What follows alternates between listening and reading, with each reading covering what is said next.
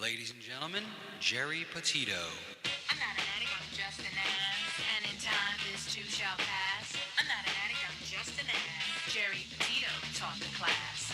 I'm not an addict, I'm just an ass. Loves the answer, the greener grass. I'm not an addict, I'm just an ass. One day at a time, free at last. When you don't know just what to do, Just what to do, just what to do. if what you're feeling is really true, Is it really true? Is it really true? just keep your ideas safe and sound. Safe and sound, safe and sound. That's exactly how change is found. Change is found, change is found.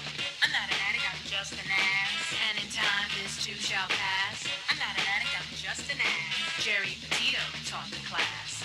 I'm not an addict, I'm just an ass. Loves the answer, the greener grass. I'm not an addict, I'm just an ass. One day at a time, free at last.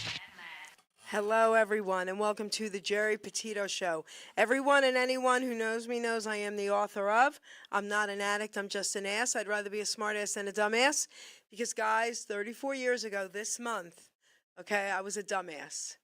But 34 years later, okay, through the grace of God, I can honestly say now I'm a smartass. And yes, the word ass is in the Bible at least 40 times, and it means donkey, and that's what I was. I'm saying all that to say this. You know, there are a lot of people out there struggling. I'm a nutritional health coach. I'm a recovery coach. All my services to you are free. Please, please reach out. I want you all to know someone is listening. If you think my book can help someone, because I sure do, you can go right to Simon & Schuster's bookstore, Archway Publishing, BAM, Amazon, Barnes & Noble. You can go to my website, www.geripetito.com. My book is now on audio, guys, with my voice. Simon & Schuster wanted to do it with someone else's voice, and I was like, no way. So my producer, Ruben Rodriguez, part owner of Hamilton Radio, owner of Iron Horse Films, is now doing audiobooks, guys, with your voice. So if any authors are interested, please, please reach out. Before I introduce my guest, who's amazing and no stranger to the Geri Petito Show, let me give a shout out to two of my sponsors today. John Bishop, a.k.a. Johnny B., singer-songwriter, host of the Entertainment Luncheon South, a nonprofit network created for the creative. So he's also partners in the Joey D and Johnny B. Rockin' Oldies band, and he's also solo. But a huge shout-out to him and his wife, Linny, for what they do once a month. So it's an entertainment luncheon that it's by invite only. It's $20. You get great lunch and you get incredible entertainment, and they don't keep a penny of it. And then they do 50-50s. It's crazy. They're amazing, and they promote all of us like nobody else does. So a huge thank you to both of you. Then I've got Paula Ann, Ablaze Entertainment and Freedom Rings Festival, helping survivors of human trafficking to live a life of normalcy. www.freedomringsfestival.com. Please, please check that out. Now, I have one more sponsor that I want to talk about today. He's my newest sponsor. His name is Robert Sweeney. He's retired U.S. Air Force. He's a one-man band, guitar player, writer, producer, AI digital creator.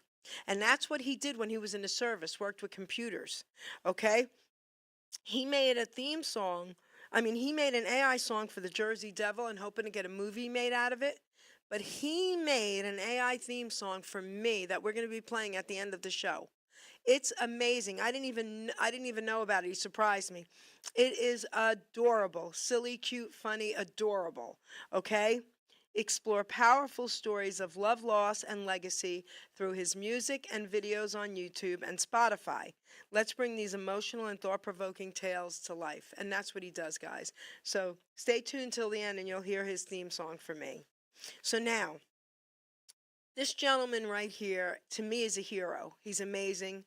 And I mean that from the bottom of my heart. So everybody say hello to SAL Gentile. Hi, Sal.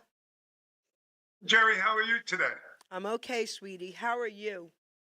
I'm doing fine in sunny Ormond Beach with a heat index of 115 degrees. So we don't want to be outside and melt. So believe it or not, it's like 101 here. So wow. So I get it. Okay. I don't want to be outside either too much. Okay. So we titled the show I am the man I always wanted to be. So Yes. So, you have a lot to very talk about. Take the mic. great. Thank you. Very interesting. And I appreciate you putting that title up because the more I see it, when I created it, I wasn't really sure if it would fit into the book I'm writing, but now I'm super positive it does. The more I read it, the more I hear it, it just continues to make sense. So basically, I'm just going to talk about what this title means to me. Okay. I always wanted to be somebody that I was. So if I look back at my life and, tinnitus from the military, um, anxiety disorder, and getting through that, and then moving on to helping people with tinnitus, just turning it around and using what happened to me to help others, and so on.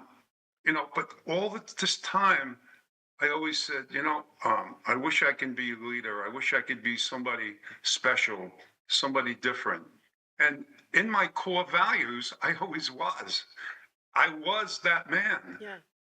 that I always thought of being, but never realized that I am him.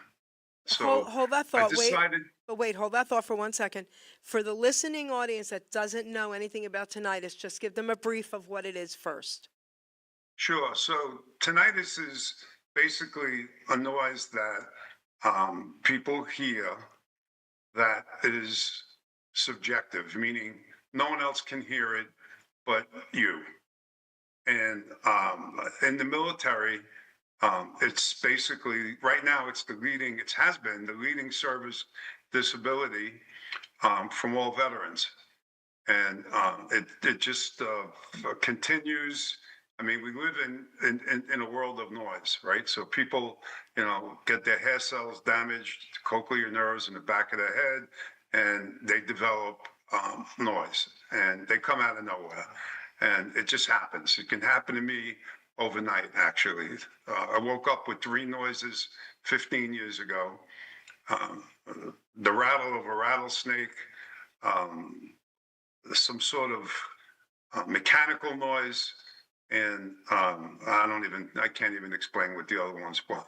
So I had to learn to live with this. I thought I had brain damage.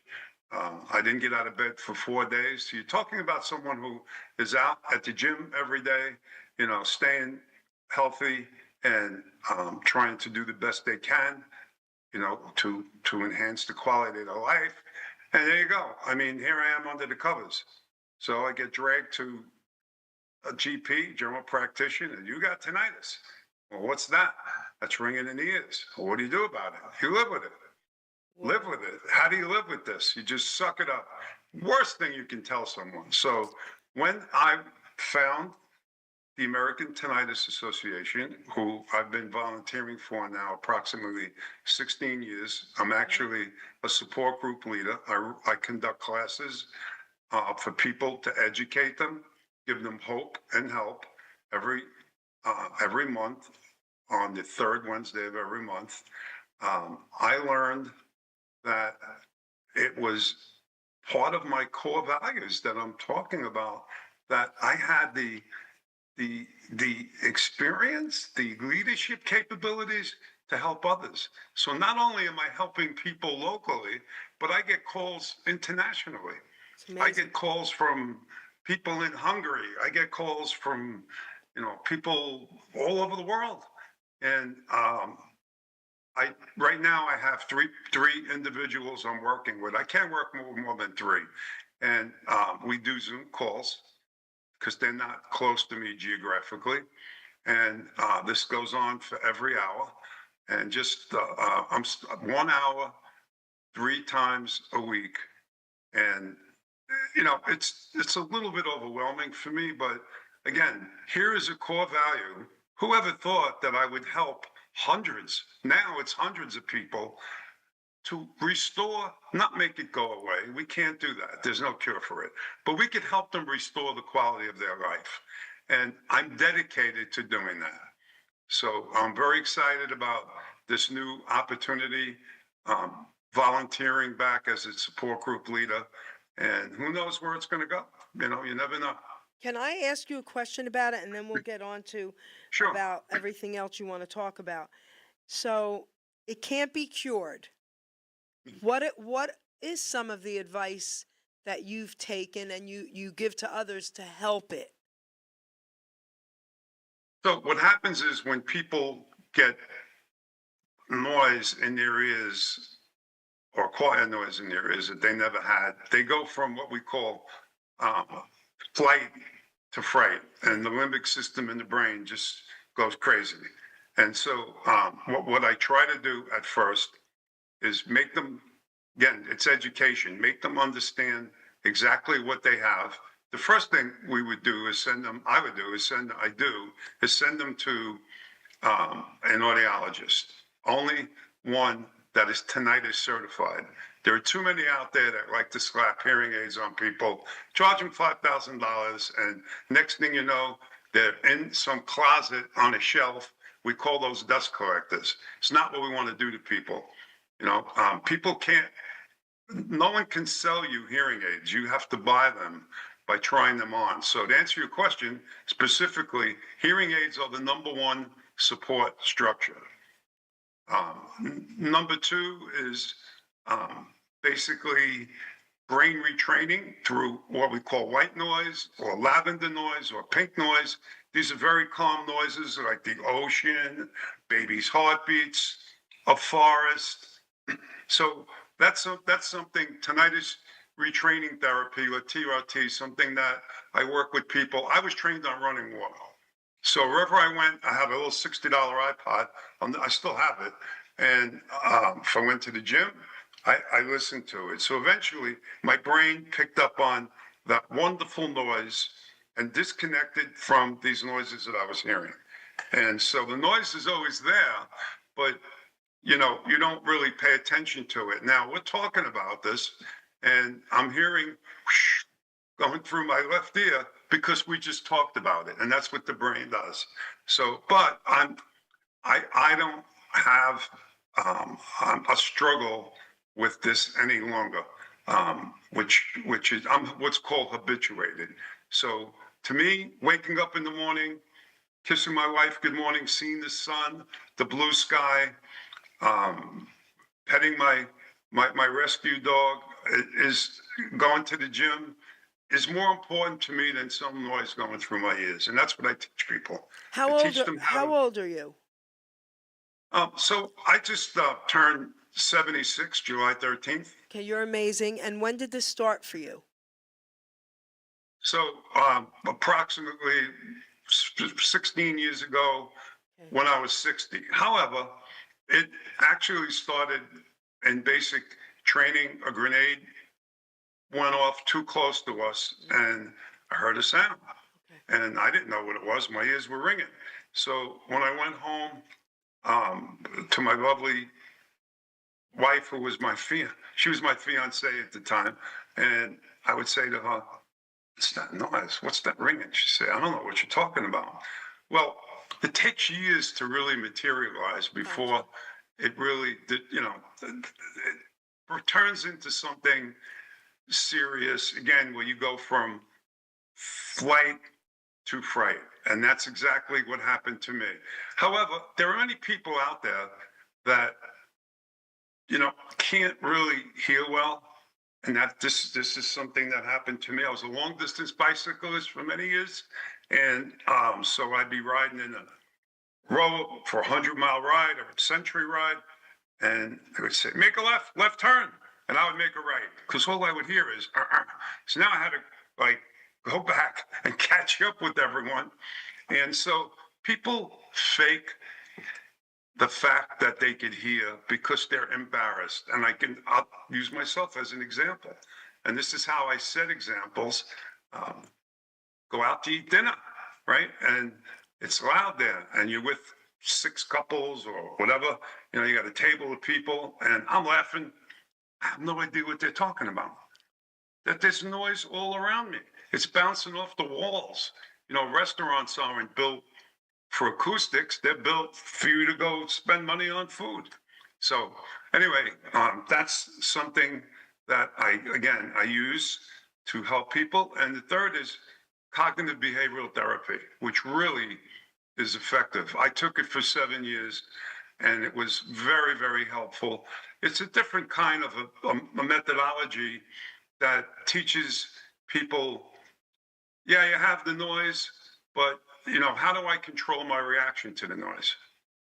So it works very well. And actually a lot of psychologists use CBT so that people who have this disorder or other disorders don't have to run to psychiatrists and, because they do their job, they're going to throw medication at them, antidepressants.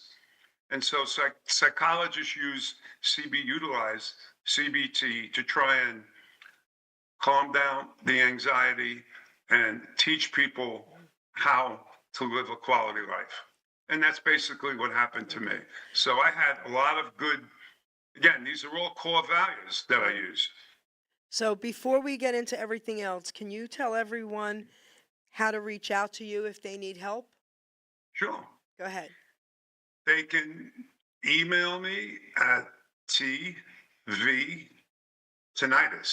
That's TVTINNITUS @gmail.com. Perfect.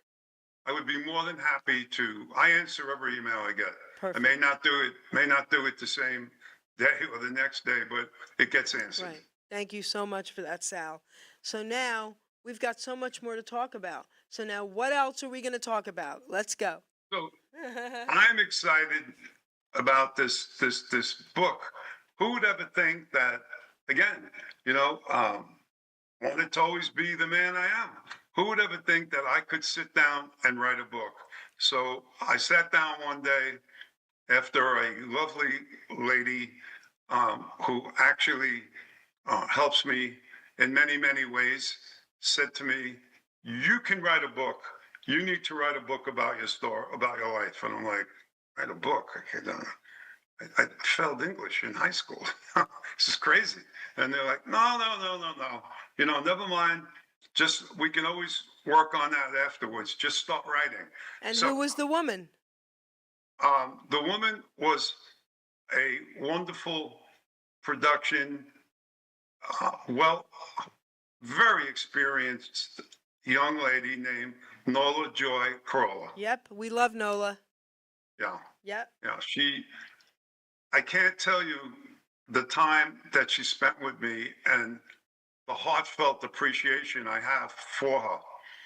She trained me on how to talk on TV shows, which I've been on, and, interviews. And she's just an amazing person. She's so knowledgeable. And you can't say no to her. It's always yes. So never mind, no, we're going to do this. So you write the book. And I'm like, write a book? I can't write a book. Like I told you, I failed English. Start writing it. So I thought about my life and I thought, well, where do I start? You always start at the beginning, right? Or you can start at the end and work backwards. I decided to start at the beginning. And I named the book, I Am the Man I Always Wanted to Be, as we discussed. And there's more to why I chose that name. So I'm trying to write about the events that I remember, obviously, not asking, my relatives what happened, when I was 3, what happened when I was 7.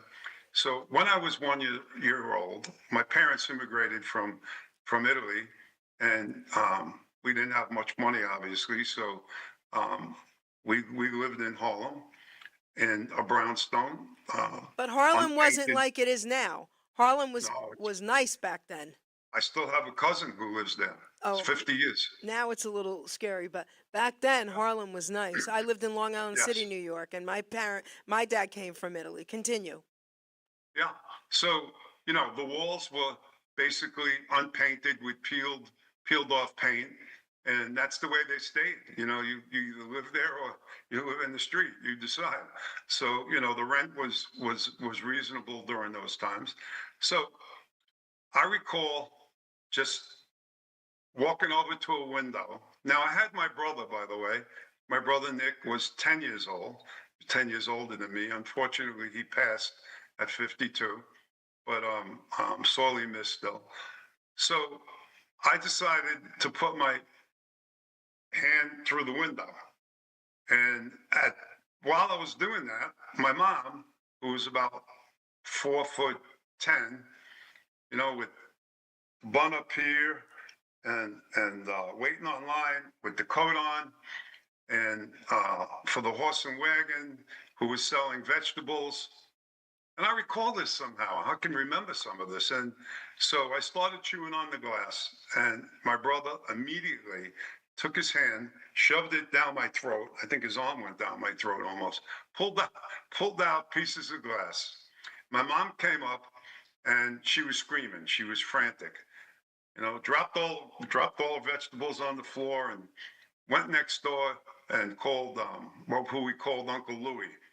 Uncle Louie was probably a 6'5", Italian man with a white shirt on and suspenders, with everybody dressed somewhat very nice during those days, even though he had a white shirt on. He had these beautiful pants on, I recall, and I don't know if they were spat shoes or they were white and black, different color shoes. And he said to my mother, "Maria, what's the matter? What happened here?" So she said, "Sally, he swallowed glass." "Oh, no." So he ran downstairs and he warmed up, I believe it was a Studebaker. I have no idea what model year, or that's the Studebaker. So from what I could recall, and my mom threw me in blankets, grabbed me, put me down, threw me in blankets, took me into the car, and there was no hospital on 116th Street, and we didn't call it First Avenue. It was called Pleasant Avenue, and it was right down the street from the East River. And actually, we lived on top of Balsamo Funeral Home. So very, very interesting living on top of a few floors up from a funeral home. Wait, I want to. So, Listen, I have to just share this. I don't like to interrupt, but I have to. So you mentioned the East River. So yes. when I grew up in Long Island City, my brother and my cousins constantly would go to the East River. They weren't allowed to. So whenever they came home, now we're talking they were probably 11. We moved out of there when I was 12. My brother was a year and a half older than me. So every time they came home, our parents would know somehow, and they would get in trouble. Well, we didn't find out till we were young adults how they always knew when they went. My mother was not from Italy, but my mother's family was Sicilian, and they were in the mob. My dad's family, hardworking Italians from Naples, not in the mob, okay? So I had the good and the bad with me. But they had their meetings there. They had their rooms up at by the East River in the buildings, and they would see the kids and call my mother and my aunt and yell, "Get those kids out of here. Don't let them come here," because that's where the mob stayed. I just had to share that with you. Interesting. Yeah. Yeah. So I don't want to carry this and make it boring, because it goes on. It's but not going to basically, be boring. We went to St. Vincent's Hospital, got the glass out, and I recall looking up with my brother having like a leash on me under the Triborough Bridge, and I can hear the tire noise of the cars going over the bridge. Just kind of like all that tire noise passing by, maybe on the railings of the bridge or however it was built, and then taking me up to Randall's Island. So I remember we had to climb up a lot of stairs to get up to Randall's Island. And, again, you talk about the East River, that's basically where we were, right? Because the Triborough Bridge crosses it. So we're up on Randall's Island, and my brother was a tough guy. He was also I'm jumping ahead. We lived in Corona by the Lemon Ice King, and he was a Corona Duke. Corona Duke were very tough um, uh, young men, with the sleeve rolled up and cigarettes on the pack on, pompadours, long hair. Well, he was one of them. So he got into a fight with three guys that jumped him. I don't know what happened there. And all I remember is Jerry, they used to have the water fountains that were concrete. And they had a pedestal, and then they were circular, and then they had an oval water spout that you would drink from. And I recall him putting his face in there after all three of these guys were laying out on the floor. he, he, I guess like I say, he was tough from when he was a kid. And he was just washing the blood off of his face. I mean, it was a fight, right? So I recall, going home and my mom like really getting upset about that. So the other thing that I recall that was very interesting was, we didn't have much money, right? So, my dad would come home with a little envelope, and he had a little pencil, and he would take out just this little amount every week. And I don't know if he went gambling or what he did with it, but he had this little pencil he was writing things down with, and give it to my mom. So every night we ate pasta. So one night it would be pasta and peas, and one night it would be pasta and broccoli, and one night it would be pasta and peppers. Well, but on Sundays we had a treat. We ate tripe, which is basically cow's brain. Yeah, I hate it. Ugh, go ahead. I recall it was horrible. That and liver when I got older. I But hate it. that, Yeah. but people don't. I know a lot of people don't know what tripe is. Yep. But It's if the it's stomach cooked lining. properly, It's stomach lining. exactly. Yes. Exactly. And she made gravy, right, for it. Now, get into this. Do we call it gravy or sauce? It's To me, gravy. sauce. Yeah, sauce is like if you go get a steak, Yep. you put steak sauce on. There you it. You don't go. put gravy Yes, on I love you, baby. It's gravy. Right. So, you understand that. This will always go on. There'll always be a back and forth about exactly what it is. So she made the gravy, and I mean, I had to eat it. I mean, it probably was healthy for you. I don't think so. Whatever. We finally had to get out of Harlem, like you mentioned. Not only, I mean, people would. I remember like going. My brother would take me down the East River, and they were like kids. So I was getting older then. Kids were like swimming in the East River. Yes. I mean, that's crazy. Yes. The East River, parts of the East River, they still, I believe, to this date, haven't found the bottom of. You have people. You know what's in the swimming East River, honey? Bodies. Well, that's the other thing, and it's filthy. I mean, let's face it. It's horrible. But that's it was either that or what we call the Johnny pumps. My mother had the license from our town. She was the Johnny Pump lady. She was allowed to open up the Johnny pumps so that was Oh, our really? our showers, our sprinklers. Yeah, in the summer. So exactly. Oh, that's very cool. We didn't have that opportunity, so we would just, the older kids would do it themselves, right? They would just, There you they go. had some kind of a tool. They would just Yeah, open there it you up, go. or they would use bricks or however, and they had a chain on it, if you remember. Yes. And they would break the chain, and Yep. that's how we, that was our pool. That's right. We never had a pool, so that was it. That's what we did to keep cool. Yep. Those very hot days during the summer, and so it's interesting to be able to remember a lot of this, and so I thought, well, you know what? Let me just start writing it, and that's what I did.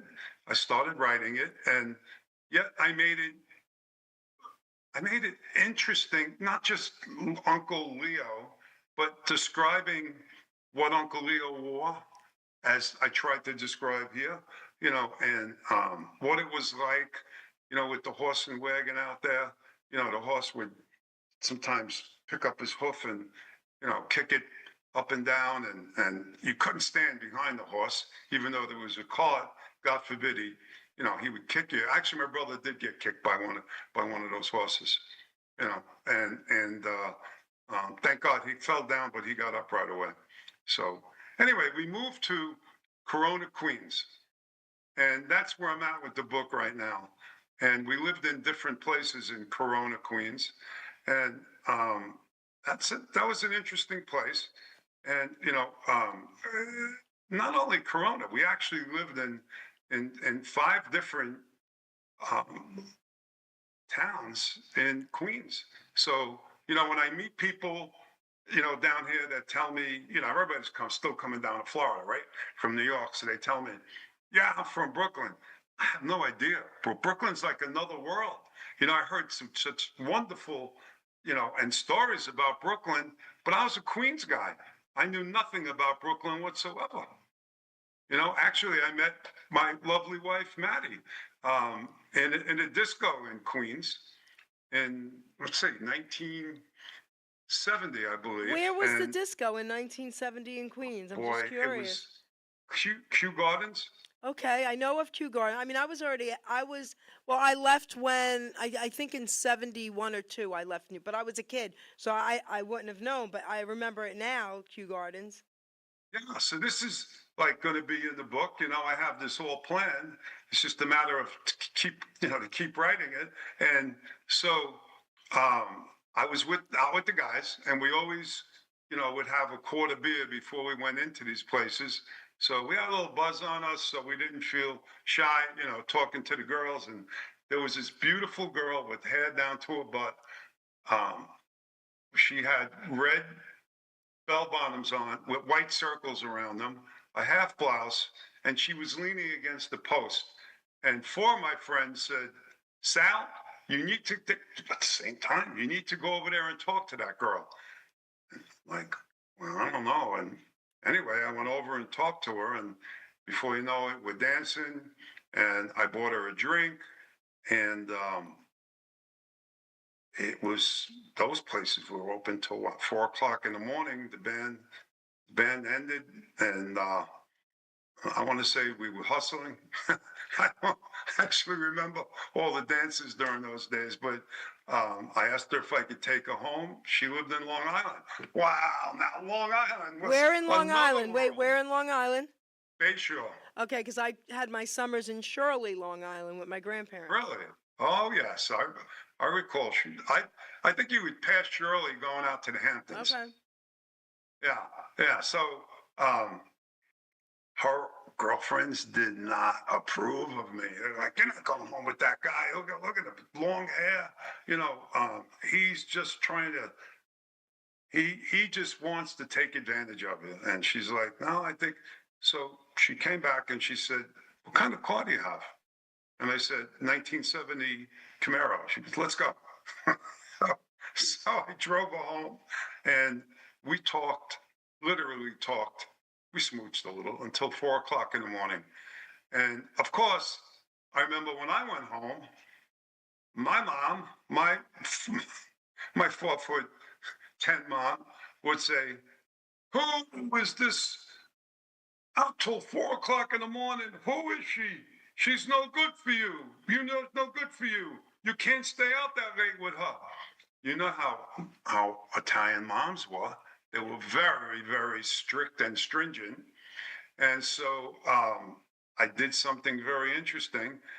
The next day, I met her, and I brought her home. Beautiful. And my mom loved her. Beautiful. My mom, it was completely different when she came over for dinner. Thank God, not tripe. But so my mom just adored her, and she became part of the family immediately. And I will tell you, she's German, Russian, Polish, and Czechoslovakian. And to this day, my mom taught her wow, she makes a wicked lasagna. Hold it. Hold it. I got to ask. Did they know her nationalities? Um, yes, that they did. They knew most of them because I had to tell them. And Yeah, that's okay, but they were okay with it. they were fine with it. That's great. They asked me. They said, "What? You know, it didn't matter. That's It so didn't matter, great. Jerry. What mattered is they just fell in love I'm so with her." happy to hear that. My parents were the same way. My dad didn't care. You could have been black, gay, it didn't matter. My best friend was black and gay, a male, and he loved David. Nice, David's nice. no longer with us. But my point is, I usually don't hear that from old fashioned Italian people. I'm so happy to hear that. Beautiful. Well, we had, and not just Italians, people in general had the love in their heart. They were heartfelt, and Good. when I work with people now, um, and people tell me all the time, "You're so heartfelt. You have that desire to want to continue to help me," and I wish I can. Just doing that makes me feel like every day I'm making a difference in the world You are. because we need more of this, Jerry. You We just are. don't have enough of it. That's right. You are making a difference. You need to know that. And I think you know, but you really need to know. Well, I appreciate that. Thank you. True. Thank you. So the book's going to go on. It's going to talk about Corona Queens and hanging out in the East Lounge where, well, some of the people there weren't always on the up and up. We'll say that, we'll leave it like that. But they were good people, and you hung out there with a lot of class and respect.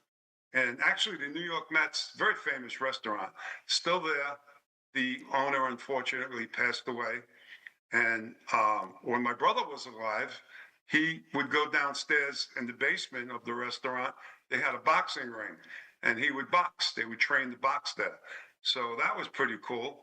And yes, there were, when they were the Corona Dukes, when they were younger, there was a lot of fights. And but it was a great place to grow up. It really was. I have a question for you. Do you know a man named, so wait a minute. So before I say that, Frank Marotta is his name. Do you know a man named Frank Marotta? I believe we spoke over the internet. Yes. Okay, good, because he's from Corona. Yes. Okay, so I just tagged him in our post. I'm going to talk to him later about it. He's been trying to get me to come to Corona. One day it's going to happen. I just got to get my driver, and he wants to give me this tour about all this cool stuff that still goes on in Corona. Yes. All right. Yes. All right, cool. So actually, I'm on some Facebook sites, and I get to see what goes on there. It's Cool. still, it's much different than it used to Oh, be. yeah. The restaurant is still, like I mentioned, the restaurant still goes very strong. They still get a lot of the Yankees when they're in town. The Mets, come there, and probably the Islanders, and who knows who else comes there. Movie stars come there. It's a very, very well-known, restaurant. And well, Spaghetti Park changed. Spaghetti remember Park, when I they love used to- that. Go ahead. They used to have the bocce courts in there, and the older men would be playing bocce in there every day. And we would go. Actually, my brother would take me down by the World's Fair, if you remember the World's Fair, Of course. and Flushing Meadow Park. Of course. So we would go down by Flushing Meadow Park, and there were handball courts, and that was a big thing then to play handball. So he would play a lot. Him and I would play a lot, and it was a great game during that time. And to this day, there are people who live in Corona who I've seen and know through Facebook, possibly like Frank, that still may go to Flushing Meadow Park and on a Sunday and relax, have a picnic there with their family. Sure. Interesting. My uncle, he met a Jersey girl when he was in the Marines. He's still alive. Okay, he's 80 now. He's amazing. And he's the one who got my dad to move us to New Jersey because next door, like 2 doors down from him, so my dad built his house, blah, blah, blah. They built a bocce court, him and my dad, across the whole backyard. All right? So whenever the brothers came, they always played bocce from New York, but they played bocce constantly. My father was very wealthy because they made a great business. My Uncle Carmine started the Chicken Holidays. Very wealthy men, very generous. They'd give you the shirt off their back. But when they came to them playing bocce for $1, they would fight like it was $1 million, okay? They would play for dollars. My aunt comes out one day, we still talk about this, screaming and yelling at both of them because they were fighting over who really won the dollar. And she said to my father, "You're grounded, go home now. You're grounded, get in the house." They had to stop the game over $1. To this day, we laugh about that story. Bocce, okay? It's a great story. It really Okay. is. Bocce was a very interesting people. Oh, you're exactly right. People took it very serious. Oh my gosh. Because, oh, your ball shouldn't have went that way. You hit it too. Forget it. Forget it, okay? But we used to play handball in the streets in Long Island City. So, yeah. Oh, so I recall Long Island City, Yeah. Astoria Park. Yeah, Astoria Park. That's in Astoria. That's so my dad's whole family lived in Astoria. My mom and her whole family, we all lived in Long Island City on the same road. So my life was Astoria, Shirley, Long Island, and Long Island City. Nice. My very, very close friend, Tony Cheeks, was in a band, Tommy Mara and the Cress, if you've ever heard of it. Yes, Tommy I Mara have. passed. Yes, I have. So I was very close with Tommy, Jerry Ferrillo, Yep. who's still, excuse me. So they're in another band now. I forget what the name of the band is, but they're in actually two different bands, Okay. and they still sing doo-wops. Okay. Doo-wops, as Frank would probably tell you, doo-wops, we try to keep doo-wops alive. Can you And- get me the names and text me the names of the two bands? I know I've probably either met them, heard them, interviewed some of them. Let me know. So one of them actually, well, the producers of the song Hushabye. Oh my gosh, Al Contrara. So, and you got the other guy from it. Okay, I'm going to tell you about Hushabye. I have to, okay? So, I have two little stories. Priceless what I'm going to tell you. So, Al Contrara lives close to me. So, he's come in my studio live many times. And he wrote a book, The Mystics, the Mob, blah, blah, blah, blah. An amazing book. So, anyway, one of the members was very ill, and they didn't think he was going to make it. But he always promised me if he could, he would get me an interview with all of the original Mystics. One day he calls me up, this was a couple of years ago, 3 years ago, whatever it's been, and he said, "Jerry, they're all on board, we're going to do this." Well, this was with a different radio station at the time, and it was the phone. So they said he wants to do it, but he's going to die. And they don't know if he'll be up to it, but we're going to try. So I said, let me call him first, because I had to get them on a 5-way with me on the phone. And if I got him last, and he could, so I said, let me get him first. If he can't do it, then I'll call you guys. Well, his wife answers and says, "Jerry, he wants to do it." So he gets on, and as I'm calling each one of them, they didn't expect it, and they're crying. Not only did I get the interview, Sal, it was their final interview shortly after, when a week or two he was gone. Oh, Okay? how sad. So Yeah. that's one beautiful story. It really is. It's a beautiful story for me. The other one is this. So there's a guy, Gene Kittredge, on Facebook, and he lives in another state, and he's a teacher of young kids. He's amazing. Al Contrara is his idol. The song Hushabye, he plays for his children every day. They run in and say to him, "We want to hear Hushabye. We want to hear Hushabye." Well, guess what? Gene's coming into town to visit family next month. He's coming Yes. live in studio, and guess who's coming to be with him? His idol. Is that That's beautiful? great. So another name, I mean, I can't leave him out. George Galfo. I believe he Of wrote the course. song. Yeah. George, yes. I've interviewed Yeah. them all, yes. Yeah. So, Amazing.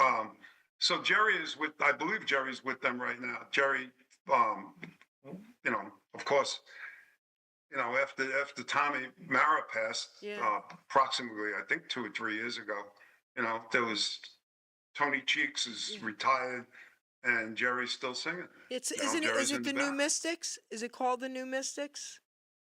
I'm not sure if it's the new Mystics, but they still keep the Mystics Yeah, name, yeah, yeah, of yeah, course. yeah, yeah. So yeah, I've seen them You all. know how Yep. many years that goes back, and it's still every once in a while you'll still hear it on the No, you radio. hear it a lot. I only listen to oldies and Elvis. You hear it. You hear it. Yes, Amazing, right? yes, that's something that we can never forget. So doo-wops lives That's in right. my head. I mean, That's it'll right. never go away. Anyway, I want to just jump to something interesting Okay. that Friday morning that's taking place for my wife and I. So we do every couple of years a bucket list, right? We can't go away every year. The last bucket list was actually 6 years ago, and we went to Spain, Morocco, and Nice. Portugal, Nice. and we do land tours. No more cruises. So Friday morning, we're getting on American Airlines, and we're flying into Dublin, Ireland, and we're going to do a 12-day, actually a 10-day land tour to the southern part of Dublin. So I find that very interesting also. I look forward to it. That'll be in Amazing. the book also. I was there. I Amazing. yeah, Amazing. yeah. I mean, we're very excited about this. So you asked me about my age, and it's interesting because I've actually had some medical challenges even recently, uh, but you know somehow, no matter if we walk, crawl, whatever we have to do, we have to keep moving forward. I can give you 5 reasons right now why I shouldn't go on this trip, but I'm going. I'm going. And my wife is really excited about it. And it's something different. I'll never get this opportunity probably again. And it'll probably be the last one to Europe because we are getting a little bit older. So we'll just, we love cruises. We love, cruises. We don't like to stand online and, with people just serving themselves food, picking at their bathing suits. And, we like to go, go celebrity or some of the better cruise lines. And, we like to go to the dinners, some of the better dinners that you can buy, like packages of, right? The specialty dinners. So that's very exciting. We meet people there, and it's very exciting. So that's a lot of fun. But this trip should be very interesting, and this will go in my book. Who knows if I might be talking to somebody with tinnitus, and they'll say, "I'll buy you a pint." Oh, thank you, my friend. I'll buy you a pint. And everything there is a pint. So I'm not, I'm still an athlete, an older athlete. I'm not really a big drinker. That's not why I'm going there. We just picked this because we selected this because we thought it was interesting. Wait, I got to stop you. I got to stop you. I cannot believe you just said that. You just said you didn't pick it. You're not a big drinker, and that's not why you picked Ireland. Right. As you're saying that, oh my gosh. Do you know who Carlos Vasquez is? He's a singer. I've heard of him, Okay, yes. he's amazing. I love Carlos. His wife, Ina, is listening. She just typed, as you're saying that, okay? She goes, oh my gosh, I'm on. She goes, that's so funny. There's a lot of drinking in Ireland. And you just answered her.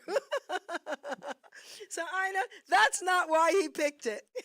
No. I'm going to talk to people. I'm going to go out and get, they have soccer's very, very big there. And I'm going to go get actually probably one of the better teams or winning teams hats. I did this in Italy. Well, So wait, in Italy, you got to go. Wait, she said you got to go to the Guinness Brewery Tour. Try Okay. it. You got to do it. That's cool. You're Okay. there, right?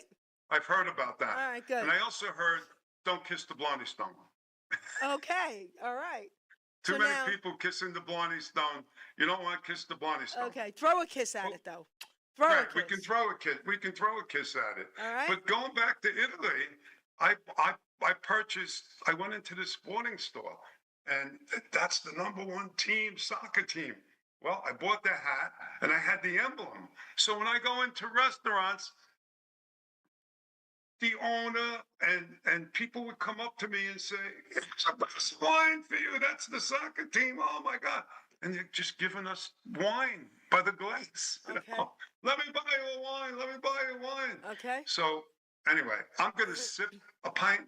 My wife can probably drink it, but that's not for me. I'm not going there for that. I'm going there to see the beautiful country, to talk to people.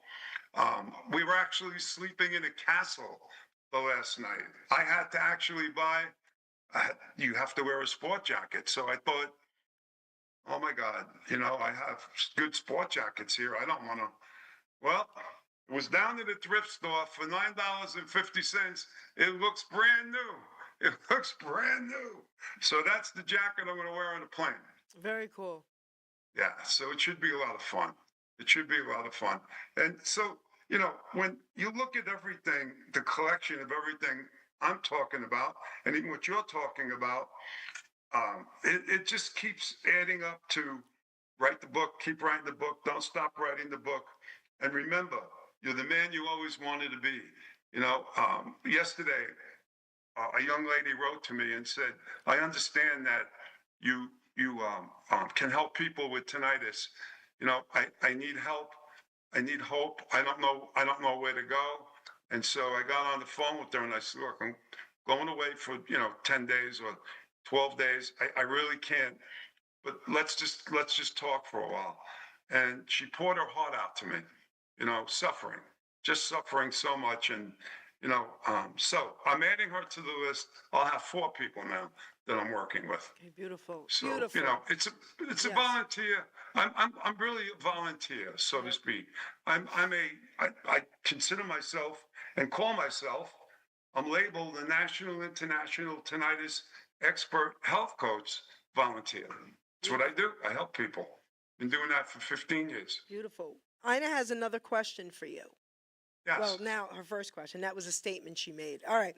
She says, since you're familiar with Long Island City, do you remember a bar called Blessingers? Blessingers? Well, I used to be a drinker during those days. I may have stopped in there, but the name doesn't ring a bell, unfortunately. Do you know where it was, Ina? If you do, type it to me. Because I mean, I was young. Again, I moved out when I was 12. My Aunt Fanny had a bar on 7th Avenue on the corner, and it was Fanny's Bar. Oh, Okay, and the kids were allowed to sit in there and, play cards, do whatever we were doing in a bar back then. play shuffleboard. Okay. They So didn't have speaking, it. I was brought up also. Most of my upbringing was in Corona and Jackson Heights. Jackson Heights, But Jackson Heights was predominantly an Irish neighborhood. Okay. So I took a lot of beatings as a kid, until I kept fighting back, and everything calmed down.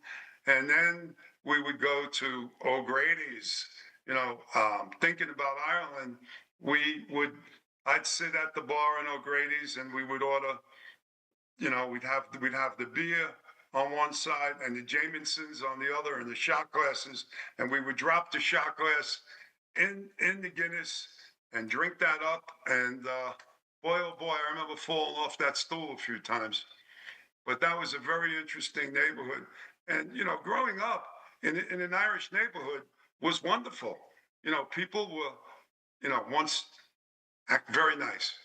They were very, very nice, very friendly, and that's what I expect in Ireland.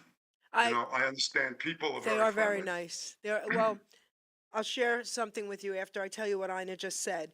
She doesn't remember the street, but she used to go over the bridge from where she worked in Greenpoint, and it wasn't far. And they also had great food. So I don't know. Greenpoint, yes. Yeah. Okay. Yes, Greenpoint. Yep. Right. I thought that's like on the boundary line of Brooklyn, also, Okay. if I'm not mistaken. Okay. So, Yeah. all right. So now, Well, now they have all coffee. They have like all coffee shops there, okay, from what I understand, down Steinway Street.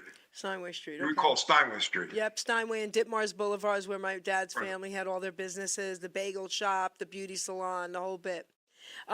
So I'm going to share something with you. Don't judge me. So my dad's from Italy, so I could say this. All right, and he took me and my daughter. She was a teenager. She's 42 now. And no, what am I saying? Oh my gosh, she's 44. Okay, that makes me older. God bless her. That makes Yeah. me older. All right, so anyway, my dad took us in the 90s to Italy. Okay? Now we went on a tour all over Europe for a month. We even went to Germany, and Germany was beautiful and clean and amazing and gorgeous. Italy's our last stop. They stop us the first time. We're on the bus now to get out in Italy. We're at a toilet stop, outhouses, garbage everywhere. My father gets out of the bus, and this is what he says. Isn't this a country of beautiful? I said, Gerardo, you're by a dump, okay?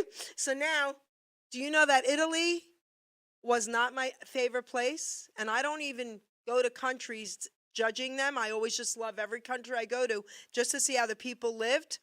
Do you know they were the rudest to me and my daughter, that country? Wow. Because we were American Italians. So as soon Yeah. as my dad walked over, then they wanted to hug us and blah, blah, blah. They were not very nice, and their pizza sucked. I had to say that. Well, there's nothing like New York pizza. That's right, baby. Jersey's got great pizza too. We have Papa's. Papa's Jersey is has the good old, pizza, yeah, yes, the oldest yes. tomato pie place in the nation. It's in my town. Papa's tomato pie, over 100 years old, same family owned. They started the real tomato pie. Yeah, you certainly can't You can't find beat good, New York good pizza, let me tell you. Certainly can't. Actually, that brings me back to thinking, in Harlem, I lived actually down the street from Rayo's restaurant, Italian restaurant. Rayo's, heck yeah, baby. Yeah, you remember that, huh? Rayo's, listen, it's They're still still open. there. They're still there. Rayo's is still amazing. Okay, Yes, amazing. When my yes. friends came from Australia, I took them to Rayo's. Interesting, Yeah. interesting. And to this day, you still have the Rayo's Italian sauce that they send out to people. You can That's right. order it on Amazon. That's right. And probably, I would think they have their own website. I don't know. I'm sure. But that's just an amazing place that hasn't changed over the years. Yeah.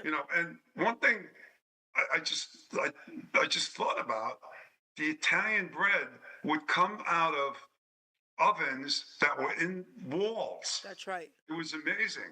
So, you go into the bakery and there would be this cement or brick wall, and then there was this big square, and there was an oven in there, and the bread would come out so fresh, you'd want to eat it right there while it was hot, That's rather right. than taking it home. That's right. Amazing, right? We had some really, really good times. My You best know, memories are as a child in New York, of course. Yes, yes. Now in Florida, it's really difficult to get good pizza here. But you don't move to Florida for the pizza and the bagels. You move for the to weather. Florida for the weather. Right. Okay. So, Ken Brady from the original Casinos, the song Then You Can Tell Me Goodbye. Oh, Okay. yes. Well, he's a very good friend of mine. He's like family now. He's been here several times, and he will be here tonight. Tomorrow, he's coming live in studio. How when exciting. So you have to watch the show because it's a special show, and I'm going to tell you why. This singer, Wolf Milestone, he's from down south. He recorded and put out Ken Brady's song a couple years ago, and I called Wolf and said, that's my buddy. He's like, Jerry, he's my idol. Well, I got them to talk, and I got Wolf on Zoom while Ken was here last time, and they were both on the same show. But now he flew here this morning. He got here, Wolf, to meet his idol. So they're both going to be in studio tomorrow together. How cool is It's going to that? be amazing. It's going to be amazing. But the reason I brought up Ken also, he lives in Florida. And he'll call me up and he'll go, it's freezing here. It's 80 degrees. And in the winter, he'll it'll be like 40 here. And he'll know because he used to live in I think it was Staten Island, whatever. But he'll call me up and he'll go, Jer, it's freezing here. It's 80. I'm like, shut up. And that's funny because in Ireland, of course, we check out the temperature. and it's going to be 63, and we're wearing long sleeves. And I'm bringing some light thermal pants to wear. Yeah, bring You know, I mean, you got to bring a that's couple. cold. That'll be, to me, that's very cold. Oh, okay. I was going to say, but in case, have a couple t-shirts. Yeah, You never know. yeah. You know, with a little Well, we're jacket. going to mix and match. Yeah, sure. But it's going You to know, be, but that's going to be a great 63 vacation. is 63 is freezing. That's going to be a great vacation for you guys. I hope you have a safe, amazing trip. We're So looking, now- we're looking forward to it. Yes. I want to yes. give you back the mic before we close because I don't want you to say, oh, I forgot to talk about this. You have time. I want to give you back the mic. Say anything else you would like to say to the listening audience. Taking a deep breath here because there are many things that I'd like to tell the audience. I think right now what's on my mind is what goes on in the world. Okay. And how we can just again make a change. And you know, what can we do to help others understand that, you know, we talked about the olden days, and you know that there's no reason to fight or bicker or, you know, disagree in anger. There's just so much anger out there, you know. So my message would be to ask people to please take a deep breath, take 2 deep breaths, and don't be so angry. You know, life only comes around once, and you know, every day that goes by, you can check off. But what we know is that there's another day ahead of us. So we never want to look backwards. We always want to look forwards. And so why waste hours? Why waste the day arguing? You know, there's always an argument going on. There's always something going on in the world. Let's stop it. Let's just stop it and try to be, you know, I love the word heartfelt, and just try to be friendly with one another. Beautiful. I don't know how else, you know, I could pour from my heart. No, I know. You know, because, you know, I have love in my heart. You know, I grew up in some tough neighborhoods, and, you know, the entire way that I look at things now, especially helping people, many people, hundreds of people, is so different than it was before. You know, there's just a urge in my heart to want to help people. And that's what life is about. You know, let's love our neighbor. Let's not fight. Let's not bicker, you know, over ridiculous things. It doesn't make any sense. Nope. So that's basically, you know, what I would like to tell people. And I would like you to know, and the audience to know, that 76 is young. I'm not done yet. I have a long way to go to continue to try and make this world a little bit better day by day. Beautiful. So before I say my thank yous, I want to read a poem out of my book. And this poem, Sal, is called Utilizing Gifts and Talents, because I want everyone out there to know that everyone has something to offer. You know, a lot of people question their self-worth. Nice. They question if they have any gifts, talents. And I say this at most of my shows. What would we do without sanitation workers? I would go crazy. Right? Think about that. To me, they're up there. They are right up there. So everyone has an important gift and a job. Everyone is worth it. So if you're suffering out there thinking you have nothing to offer, please listen to every word of this poem I wrote. Utilizing Gifts and Talents.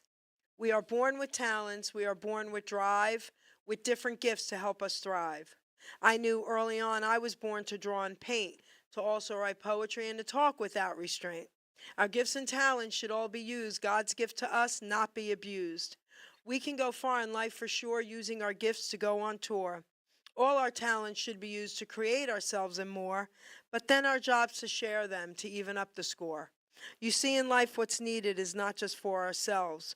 Once our gifts are mastered, take them off the shelves. A living we can make by spreading them around, not just for the money, but to spread a peaceful sound. So don't take for granted the gifts you're given. Go out and spread the joy.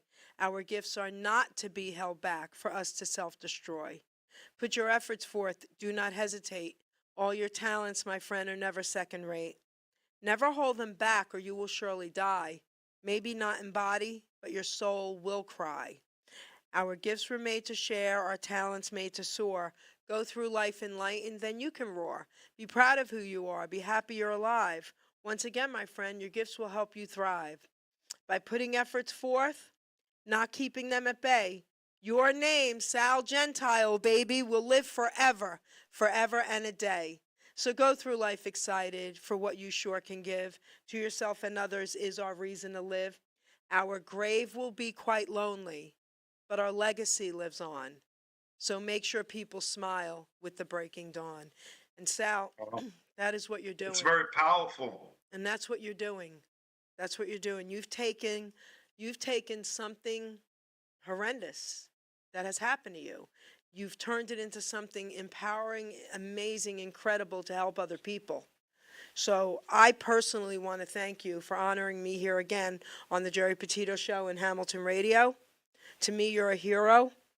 Listen, God is so not done with you yet. And keep doing what you're doing, kiddo. All right? And thank you again so much for this interview. Well, thank you for the opportunity to have me on the show. I really appreciate it. And I think you are a very, very talented, gifted individual. And I love listening to people like you because it just gives me more incentive to go out and, again, try to change the world day by day. Day by day, baby. So now we're going to close with the AI song that Robert Sweeney, again, retired U.S. Air Force guy, digital creator, created for me. It is so adorable. Everybody, thank you for listening. Please share this show. Reach out if you need help. And take it away, Doc G.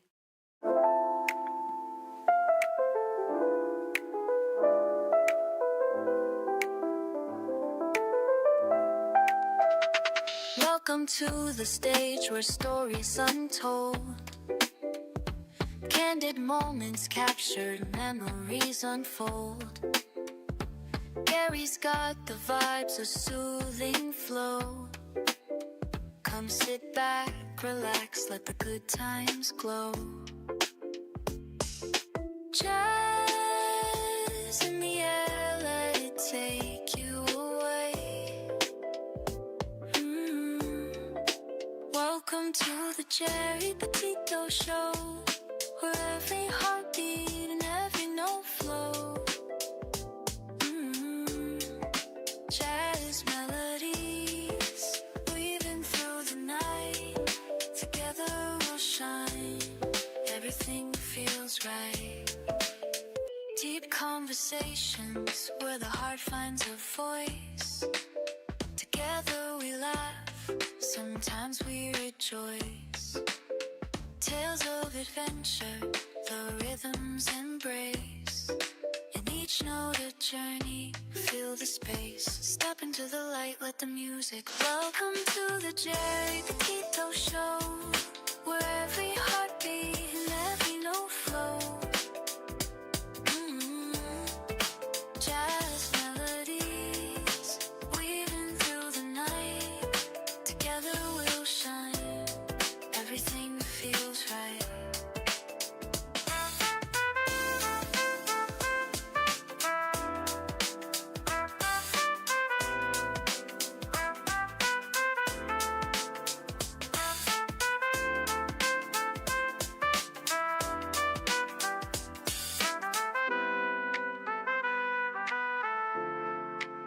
So tune in now, let the magic start.